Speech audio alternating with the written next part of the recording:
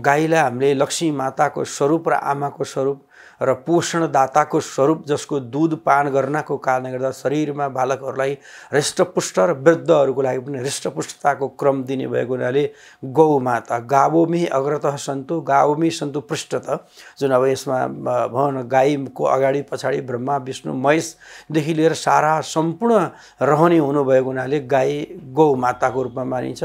हाम्रो हिन्दू संस्कृति संस्कार अनुसार बैतरणी तर्नको लागि पनि गाईको पुच्छरको आवश्यकता रहेको छ र जुनसुकै कर्म गर्दाखेरि पनि भन गाई स्वरूपा अहिलेको जुन पैसा लोष्ट दैवतम भनेर भनिन्छ त्यसलाई चाहिँ गाई स्वरूप मानेर गौदान गर्ने प्रचलन रहेको छ, अनि मात्रै हामीले शुभ कर्महरू गर्छौँ। तसर्थ गाई त दैनिकी रूपमा पूजापाठ नै गरिन्छ, तर पनि विशेष गाईको पूजाको दिन भनेको कार्तिक कृष्ण औँसीको दिन या कहिलेकाहीँ तिथिले गर्दाखेरि शुक्ल प्रतिपदाका दिनहरूमा गौमाताको पूजा र अनि साथै गोरुको पूजा अन्नदाता, जसलाई हामीले हलोद्वारा जोत्छौँ। कृषि प्रधान देश भएको हुनाले अहिले पो आधुनिक समयहरू आए र गोरुलाई वर्ष दिनसम्म जोतिन्छ। त्यो दिन खुरहरूमा तेल लगाउने ओर्ने, अनि तपाईँको सिङहरू रङ्ग्याउने छङ्ग्याउने आदि सारा गर्ने, शरीरमा तपाईँको चाहिँ बेसार र तेलको चाहिँ छापहरू लगाउने, मालाहरू लगाउने, अनि अन्नहरू जुन अब उसले जोतेका गाई भनौँ गोरुले जोतेका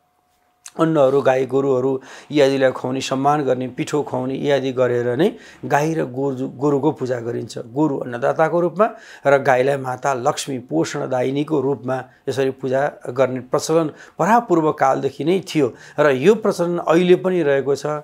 र अनि अहिले नित्य रूपमा हामीले तिहारको समयमा, अरू त नित्य भइ नै हाल्यो, तिहारमा झन् विशेष प्रकारले गरिन्छ। गाईको लागि जस्तै अब सकेसम्म षोडशोपचारले नै पूजा गर्नु भन्ने प्रचलन पनि रहेको छ। षोडशोपचार भनेको आसनम पाद्यम अर्घम पञ्चामृतम, लक्ष्मी पूजाका क्रमका पक्ष उपस्थितिहरू यसरी मानिन्छ।